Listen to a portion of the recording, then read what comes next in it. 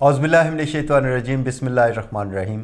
شروع اللہ کے پاک نام سے جو رحمان اور رحیم ہے۔ ناظرین، آپ کا میزبان بشارت حسین خوبصورت پروگرام آج کے منفرد مہمان میں آپ کے سامنے موجود۔ ہمارے ساتھ آج جو شخصیت موجود ہیں، گوجرانوالہ سے ان کا تعلق ہے، لیکن بڑا نام کمایا اپنی فیلڈ میں اور اچھا بولتے ہیں، اچھے پروگرامز کنڈکٹ کرتے ہیں اور بہت اچھے اینکر ہیں۔ ہمارے ساتھ موجود ہیں جناب عتیق الرحمان صاحب۔ جی السلام علیکم۔ تھینک یو جی عتیق صاحب، ہمیں بڑا اچھا لگتا ہے، میں آپ کو بڑی دیر سے جانتا بھی ہوں، دیکھا بھی ہے، بڑے سٹیج پروگرام آپ نے ہوسٹ کیے، بڑے بڑے فنکشنز آپ نے ہوسٹ کیے، آپ ڈیفرنٹ پروگرامز کے اینکر بھی ہیں، آپ کمرشل پروگرامز بھی کرتے ہیں، آپ دوسرے کلچرل پروگرامز بھی کرتے ہیں۔ تو آج کیونکہ بہت کم لوگ جانتے ہیں کہ آپ کا تعلق گوجرانوالہ سے، لیکن میں جانتا ہوں کیونکہ میرے سامنے آپ سب کچھ آپ نے کیا۔ تو کیسا لگتا ہے اپنے، اب کیونکہ آپ لاہور میں ہیں، بڑے بڑے آپ پروگرامز کرتے ہیں، آج گوجرانوالہ میں آپ تشریف لائے ہیں، اپنے شہر میں آ کے کیسا محسوس کرتے ہیں؟ جی بشارت صاحب، بڑی مہربانی کہ آپ نے مجھے انوائٹ کیا، اور آج پہلی دفعہ ہے۔ اس سے پہلے میں جب بھی لاہور سے آتا رہا ہوں تو کوئی ایونٹ کرنے آتا رہا ہوں، کوئی میوزک شو کرنے آتا رہا ہوں، یا کوئی سیمینار کرنے آتا ہوں، ہوسٹنگ کے لیے آتا رہا ہوں، لیکن آج پہلی دفعہ میں گوجرانوالہ میں انٹرویو کے لیے آیا ہوں، اور مجھے بڑی خوشی ہوئی ہے کہ گوجرانوالہ میں بھی اب انٹرویوز ہوتے ہیں۔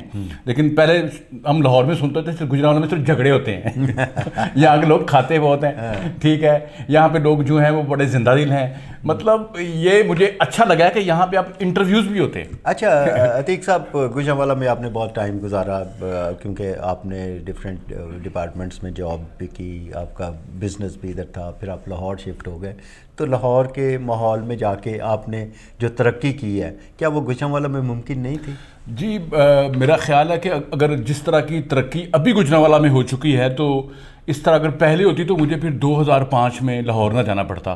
میں لاہور گیا ہوں، اس سے پہلے میں نے یہاں پہ ایجوکیشن لی، اپنی تعلیم یہاں پہ ہی میں نے مکمل کی، یہاں پہ ٹریننگز لی، یہاں پہ میں پہلے شروع میں مولویوں کے ساتھ، پھر سیاسی لوگوں کے ساتھ، مطلب جہاں محلے میں کوئی سیاسی ایکٹیویٹی ہوتی تھی نا تو کہتے تھے وہ عتیق کو بلا لو، عتیق کو، تو وہ بولتا بڑا اچھا ہے، کیونکہ میں جب زمانہ طالب علمی میں تھا تو میں بڑا اچھا مقرر تھا، تقریری مقابلوں میں جاتا تھا، اور تقریباً 161 کمپٹیشن میں نے لڑے ہیں پاکستان لیول پہ، پنجاب لیول پہ، سٹی لیول پہ، اور میرے پاس ابھی بھی گھر میں نا زنگ آلود شیلڈز، میڈلز ابھی تک موجود ہیں کہ میں نے اتنے، مطلب کبھی دوسرے نمبر پہ، کبھی تیسرے نمبر پہ، کبھی چوتھے نمبر پہ، لیکن ماشاءاللہ پھر اس کے بعد یہ محلے میں، اور پھر اپنا بھائی کا اسکول بھی تھا ایک، تو وہاں پہ پرائز ڈسٹریبیوشن ہوتی تھی تو وہ مجھے اسٹیج پہ کھڑا کر دیتے تھے، تو مجھے وہ ہوسٹنگ کا اس وقت شوق نہیں تھا، مجھے ایکٹنگ کا شوق تھا، میں فلمیں دیکھتا تھا، مطلب وہ کبھی FSC میں تھے تو کالج تھے، فلم دیکھنے چلے گئے، ٹھیک ہے، وہ ریکس سنما پاس ہوتا تھا گورنمنٹ کالج کے، وہاں مووی دیکھی، تو مجھے نا فلموں کا ہیرو بننے کا شوق تھا، ٹی وی ایکٹر،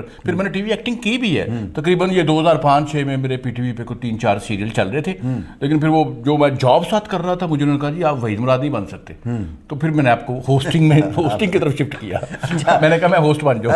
عتیق صاحب، ایک بڑا پرسنل سا سوال ہے، بہت سے لوگ آپ کو نا، ہم بھی جانتے ہیں، عتیق الرحمان کے نام سے لوگ آپ کو جانتے ہیں، لیکن بہت سارے لوگ آپ کو عتیق ڈالر کے نام سے جانتے ہیں، یہ اس کی کیا ہسٹری؟ ڈالر تو بہت مہنگا ہو گیا ہے، اور یہ آپ کو پتا ہے ڈالر تو اب کسی کے پاس ہے ہی نہیں، لیکن مجھے لوگ نا ویسے چھیڑ کے ڈالر کہتے ہیں، آپ کو پتا ہے، چھیڑ کے، اچھا، کیونکہ وہ کہتے تھے یہ شروع سے نا بڑا ویل اسٹیبلش ہے، مطلب یہ اس کے پاس پیسے ہوتے ہیں، تو وہ مجھے اس لیے وہ کہتے ہیں اس کے پاس ڈالر ہے، مطلب ڈالر آپ کی چھیڑ تھی؟ ڈالر میری چھیڑ تھی، اچھا، تو وہ چھیڑ کے لوگ مجھے ڈالر کہتے تھے، وہ کئی لوگ پھر مجھے ابھی تک ڈالر سمجھتے ہیں، اچھا، تو مطلب وہ ایک ادارہ بھی تھا جس کا ڈالر سے نام کو شروع ہوتا تھا، تو میں وہاں بھی کوئی آرٹسٹ اسٹیج ایکٹر آتے تھے، شروع میں نا اسٹیج ڈرامہ بھی کیا ہوا ہے، اسٹیج ڈرامہ، یہ اصل میں جو کوڈو صاحب ہے، جاوید کوڈو، جب ہم اسٹیج ڈرامہ کرتے تھے تو پہلی دفعہ مجھے انہوں نے ڈالر کہا تھا، اچھا، تو آپ کا نام ڈالر، میں نے پھر پکا ہو گیا تھوڑی دیر کے لیے، جتنی دیر میں نے اسٹیج کیا نا، میں ڈالر کہنے پہ بالکل، مطلب مجھے بڑی اچھا لگتا تھا، ٹھیک ہے، لیکن ابھی میں نے دیکھا ہے کئی لوگ اپنے نام کے ساتھ ڈالر لکھ رہے ہیں، کئی لکھ رہے ہیں، کیونکہ مہنگا ہو گیا، کیونکہ پہلے میں اکیلا ہی ڈالر تھا، تو اب تو میرا ایک دوست ہے، وہ انسٹاگرام پہ میں نے دیکھا تو اس نے دیکھا کامران ڈالر، میں کہا یار تو ڈالر کتنا ہو گیا، ڈالر تو میں پہلے اکیلا ہی تھا۔ اچھا، آپ جس فیلڈ سے ہیں، آپ اچھا پروگرام کنڈکٹ کرتے ہیں، تو کیسا آپ آڈینس کے حساب سے اپنے آپ کو اس لیول پہ لے کے آتے ہیں؟ مطلب اگر ہر قسم کے آڈینس کے سامنے جو اینکر پرسن ہوتا ہے، جو کمپیئر ہوتا ہے، اس کو اس لیول پہ جا کے بولنا پڑتا ہے. اگر آپ کی جو آڈینس ہے وہ ایلیٹ کلاس ہے، آپ کو اس لیول پہ جا کے بولنا پڑتا ہے. مڈل کلاس ہے یہاں پہ، لوور کلاس ہے یہاں پہ. اگر آپ لوور کلاس میں ایلیٹ کلاس کی بات کریں گے ان کے لیے مشکل ہوگا، مطلب اپنے آپ کو مینیج کرنا پڑتا ہے. تو کیسا یہ تجربہ آپ کا کیسا رہا؟ آپ نے کیسے یہ چیزیں ساری سی؟ لیکن یہ اچھا اینکر، اچھا ہوسٹ تو وہی ہوتا ہے وہ جس طرح کا ماحول آگے ہو، جس طرح کے لوگ بیٹھے ہوں اسی طرح کا اپنے آپ کو کرے. یہ نہ ہو کہ آپ آگے ڈی ایچ اے کے لوگ بیٹھے ہیں، آپ لاچا کرتا پہن کے چلے جاؤ، اس طرح نہیں ہوتا. ٹھیک ہے، آپ جس طرح کا کوئی کارپوریٹ ایونٹ ہے تو وہاں آپ کارپوریٹ اسٹائل پہ جاؤ. میں یہ سوال میں نے اس لیے کیا کہ کیا آپ کو ہر قسم کا، پھر آپ کو ہر قسم کے اس کے لیے تیار رہنا چاہیے کہ آپ کہاں پہ پروگرام کنڈکٹ کر رہے ہیں. کیا آپ اس لیول پہ جا کے بات کر سکتے ہیں؟ آپ کے پاس وہ نالج بھی ہونا چاہیے، نالج لازمی ہونا چاہیے آپ کو. اگر آپ اس آڈینس کے آگے ہیں جو اسٹیڈیم پورا بھرا ہوا ہے، کراؤڈ ہے، تو آپ میں صلاحیت ہونی چاہیے اس کراؤڈ کو پل کر سکیں. کس طرح کی ورڈنگ آپ نے یوز کرنی ہے. اور اگر آپ کسی بھی ملٹی نیشنل کمپنی کے ساتھ کام کر رہے ہیں تو اس کے بارے میں پورا نالج ہونا چاہیے آپ کو. کوئی دوائیوں کی کمپنی ہے تو دوائیوں کے بارے میں نالج ہونا چاہیے آپ کا کہ وہ میڈیسن کیا ہوتی ہیں، کیا کچھ کرتی ہیں. مطلب جو ویسے میں تو آج کل گوگل ہے نا، جس ایونٹ پہ جاتا ہوں نا تو میں گوگل کر کے جاتا ہوں، اس کمپنی کے بارے میں پڑھ کے جاتا ہوں. اچھا، تھوڑا سا میں تیاری کرتا ہوں. عتیق صاحب یہ بتائیے گا کہ باقی باتیں وہیں ہو جاتی ہیں. نہیں، جب آپ کسی پروگرام کے لیے جا رہے ہیں تو کیا آپ کے ذہن میں پورا خاکہ ہوتا ہے، یا آپ جب جا کے مائک پکڑتے ہیں تو سب کچھ آنا شروع ہو جاتا ہے؟ دیکھیں یہ میرے خیال میں 75% مائک پکڑتے ہیں تو پھر ہی ہوتا ہے. لیکن 25% آپ کو وہ کیو شیٹ بنانی چاہیے، اٹھ کر ڈیٹا لکھنا، اس میں پڑھنا چاہیے. ریسرچ بڑی ضروری ہے. دیکھیں ہر کام کی پریکٹس ہے، ریسل ہے. تو میں گاڑی چلا رہا ہوں تو میں ساتھ میں اس کے بارے میں سوچ رہا ہوتا ہوں کہ آج یار میں نے ایسی باتیں کرنی ہے، یہ والا جوک کرنا ہے. میں سم ٹائم نا کوئی پرچی بھی بنا لیتا ہوں، پوائنٹس لکھ لیتا ہوں. میں پوائنٹ لکھتا ہوں، اس کو میں تھوڑا سا دیکھ لیتا ہوں. لوگوں کو پتہ نہیں چل رہا ہوتا کہ میں وہ پوائنٹ دیکھ لوں، لیکن میں دیکھتا ہوں. تیاری ضروری ہے، پریکٹس ضروری ہے. اور جس نے اچھی پریکٹس کی ہے، اچھی تیاری کی ہے، وہ کہیں بھی گیا ہے وہ کامیاب ہوا ہے. لیکن 75% جو ایونٹ ہوتا ہے آپ ہوسٹ کرتے ہو وہ آپ کی آڈینس جو جس طرح کی ہو اس کو دیکھنے کے بعد بنتا ہے، وہ نئی باتیں بنتی ہیں. اچھا عتیق صاحب، کیا زیادہ زور جب آپ اس چیز پہ دیتے ہیں، کیا کسی پروگرام کی اوپننگ بڑی زبردست ہو تو پروگرام کامیاب ہوتا ہے، یا جا کے کلوزنگ بڑی زبردست ہو تو پروگرام کامیاب ہوتا ہے، یا درمیان میں آپ کو کیا اس کا ماحول رکھنا پڑتا ہے؟ کہاں پہ جا کے آپ سمجھتے ہیں کہ کون سی چیز بہت ہی اپ گریڈ قسم کی ہو تو آپ پروگرام کو کنٹرول کریں؟ دیکھیں جی، پروگرام جو ہے وہ پورا ہی اپ گریڈ ہونا چاہیے. پوری فورس کے ساتھ آپ نے کرنا ہے، تھکنا نہیں، بیٹھنا نہیں، کرسی نہیں لینی ہے.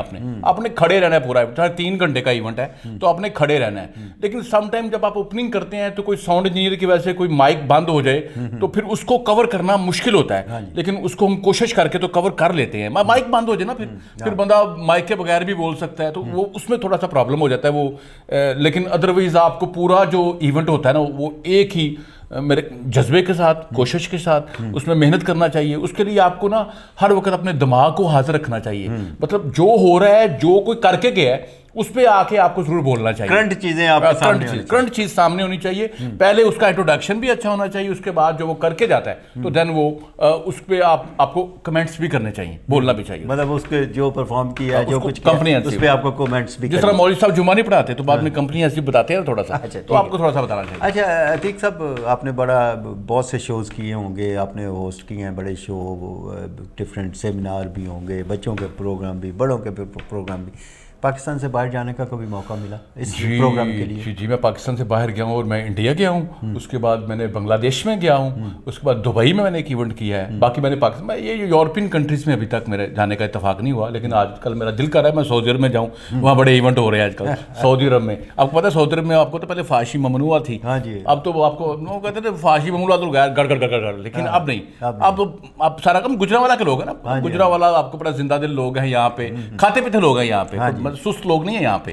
مطلب میں جب بھی گجرانوالہ آیا ہوں تو مجھے فون یہی آیا یار کھانا میرے کو کھانا جی.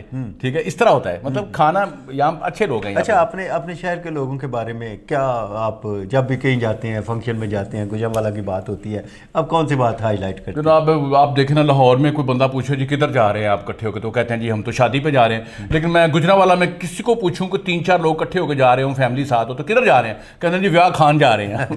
اور آپ کو پتہ ہے گجرانوالہ ایسا شہر ہے کہ کچھ لوگ آ رہے ہوں تو ان سے پوچھے کہاں سے آ رہے ہیں، کہتے ہیں جی کھانا کھا کے آ رہے ہیں. کچھ جا رہے ہو تو پوچھے کہاں سے کہاں جا رہے ہو جی, کھانا کھانے جا رہے ہیں. تو گجرانوالہ کے لوگ ہر چیز کو مزے سے ٹیسٹ, ہمارا شو ہے نا, اس کو کہیں بڑا مزیدار شو ہے, بڑا سوادی شو ہے, گاڑی کو کہیں گے بڑی ٹیسٹی ہے, ٹھیک ہے, مطلب ہر چیز کو. یونیورسٹی میں پڑھتے ہیں بچے تو کہتے ہیں بڑی مزیدار یونیورسسٹی ہے. گجرانوالہ کے لوگ جو ہے ہر چیز کو کھانے سے, مطلب ان کو اگر کچھ دوست گجرانوالہ سے لاہور جاتے ہیں تو میں اپنے دوستوں کو میک ڈونلڈ لے گیا, تو مطلب کبھی وہ ہارڈیز لے گئے تو برگر کھاتے ہیں, بڑے بڑے برگر کھانے کے بعد کہتے ہیں کھانا کے تو کھانا ہے. آپ کو پتہ ہے ہم شروع میں ٹرینوں میں سفر کرتے تھے, آپ کو پتہ ہے یہ گجرانوالہ میں ٹرین گزرتی ہے, تو باقی شہروں کے لوگ تو جب ٹرین میں بیٹھتے ہیں تو وہ کھانا انہوں نے جو پکایا ہوتا ہے کھولتے ہیں ایسے رکھتے ہیں تو کھانے کے لیے اکٹھے تو وہ کھانا شروع کر دیتے ہیں. لیکن گجرانوالہ کے لوگ اگر ان کے ساتھ بیٹھے ہو تو وہ فوراً کہتے ہیں پاجی جاستے, مطلب پرمیشن جو ہے وہ پرمیشن ان کو کوئی ضرورت ہی نہیں ہے. اس لیے گجرانوالہ جو ہے وہ میرے خیال میں لاہور سے 65 کلومیٹر دور ہے, لیکن کچھ ایسی چیزیں جو لاہور گجرانوالہ ایک ہو گئی ہیں, ٹیکنالوجی وائز ایک ہو گئے ہیں. یہاں کے لوگ بڑے جینیس ہیں, ذہین ہیں, یہاں پہ انڈسٹری بڑی ہے.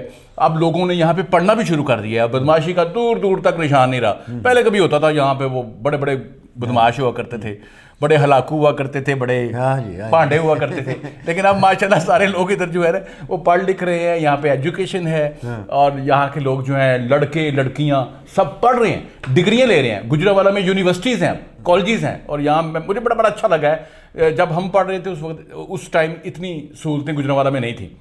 آپ دیکھیں گجرانوالہ میں ماشاءاللہ کتنے اچھے حالات ہو گئے. ہاں جی بالکل جی, تعلیم کے لحاظ سے بہت آگے ہے.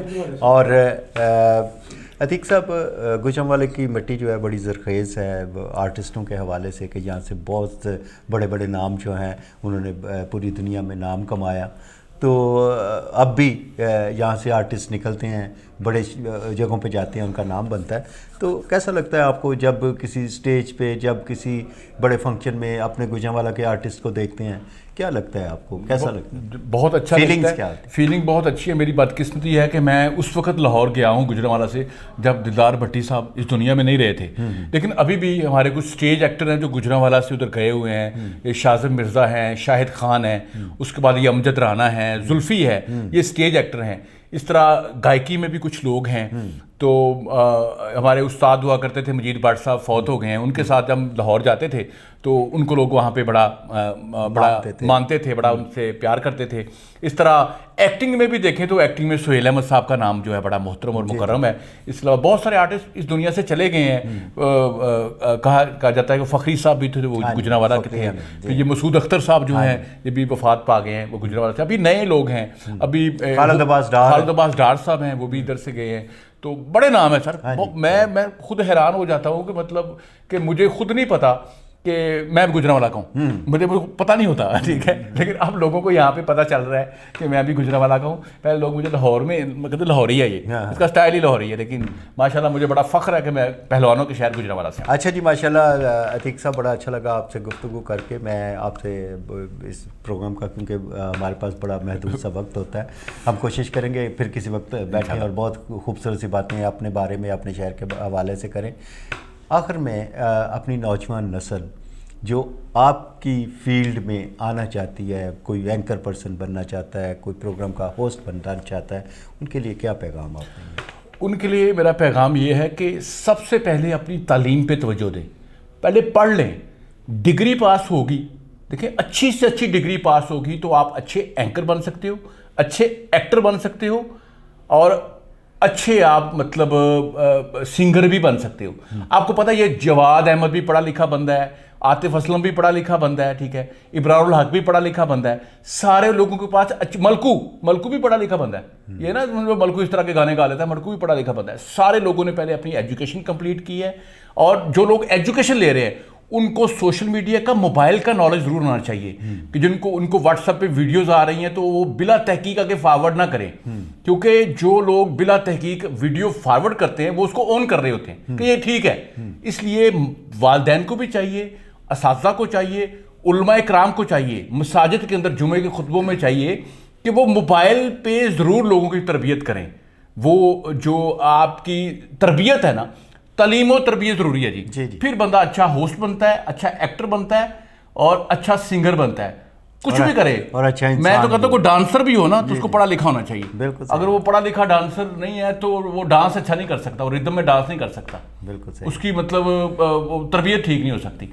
एजुकेशन बड़ी ज़रूरी है। बहुत शुक्रिया जी अतीक साहब, आज आप हमारे साथ थे, हमें बड़ा अच्छा लगा। हमारे गुजरांवाला के लोगों के लिए ये बड़ा तोहफा है कि आप जिस फील्ड से मुंसलिक हैं वो बहुत बड़ी फील्ड है और आपका ताल्लुक गुजरांवाला से है। आज आप यहाँ पे तशरीफ़ लाए। आज बहुत बड़े एंकर और बड़े खूबसूरत बोलने वाले और बातें करने वाले, प्रोग्राम होस्ट करने वाले अतीक रहमान हमारे साथ थे। हमें बड़ा अच्छा लगा उनसे गुफ्तगू करके। नाज़रीन, अपने मेज़बान बिशारत हुसैन को यहीं से इजाज़त दीजिएगा। इंशाअल्लाह अगले प्रोग्राम में फिर मुलाकात होगी। अल्लाह हाफ़िज़। पाकिस्तान जिंदाबाद। अगर आप अपने जिस्म के किसी भी हिस्से की इजाफी चर्बी से परेशान हैं और सर्जरी करवाने से डरते हैं तो अलशिफा फ्यूचर हॉस्पिटल गुजरांवाला लाया है आपके लिए अहम खुशखबरी। अलशिफा फ्यूचर हॉस्पिटल में दुनिया की बेहतरीन टेक्नोलॉजी की मदद से आपके जिस्म की इजाफी चर्बी को बगैर ऑपरेशन, पेचीदगी या तकलीफ़ के मुकम्मल ख़त्म किया जा सकता है। तो देर न कीजिए, अभी हमारे दिए गए नंबर्स पर रब्ता करें और मुस्तनद तरीन डॉक्टर से अपॉइंटमेंट सेट करें।